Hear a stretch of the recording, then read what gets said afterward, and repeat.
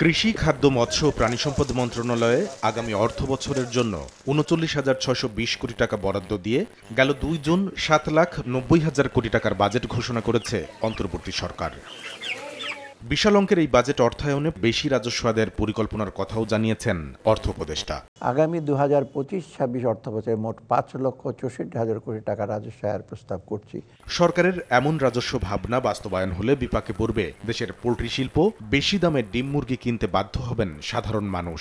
Budget প্রতিক্রিয়ায় এমন শঙ্কার পক্ষে যুক্তি তুলে ধরেছে এ খাতের শীর্ষ সংগঠনগুলো। আমাদের সেক্টর কিন্তু টোবাকো ইন্ডাস্ট্রি না, যা আমাদের টার্গেট করে রেভিনিউ জেনারেট করবে, কারণ আমাদের ইন্ডাস্ট্রিটা কিন্তু অন্য অনেকগুলো ম্যাক্রো ইকোনমিক প্যারামিটারকে ভালো করার জন্য কাজ করে।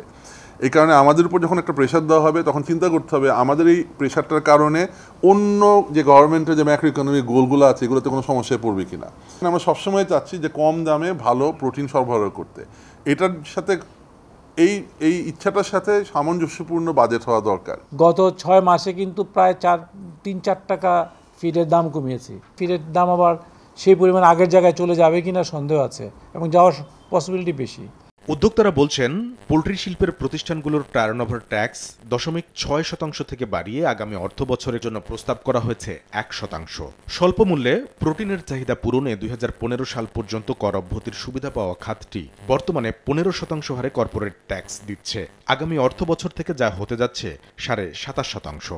এই কর হার সহনীয় করার পাশাপাশি কাঁচামাল আমদানিতে বিদ্যমান অগ্রিম আয়কর কমিয়ে সর্বোচ্চ 1% করার দাবি সংগঠনগুলোর। কিছু অ্যাডজাস্টমেন্ট দরকার, আমরা অনেক বেশি কিছু চাচ্ছি না।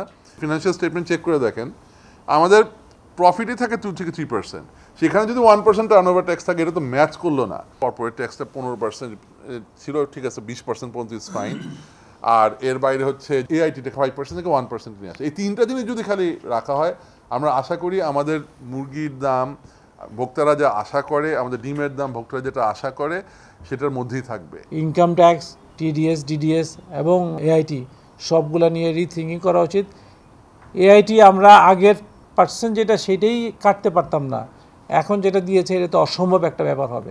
আমাদের যে ইফিসিয়েন্সিটা হয়েছে, আমাদের যে ডেভেলপমেন্টটা হয়েছে, because of our knowledge, because of our automation, এবং এই ধারাটা আমরা আরও রাখতে চাই এবং এই কারণেই মেইনলি আমরা দাম কমায় রাখতে পারবো যদি আরেকটু সরকার আমাদেরকে এই গেটওয়েগুলো দেয়, তাহলে আরও লোক ইনভেস্টমেন্ট বাড়াবে আর ভলিউমই পারে দাম কমাইতে।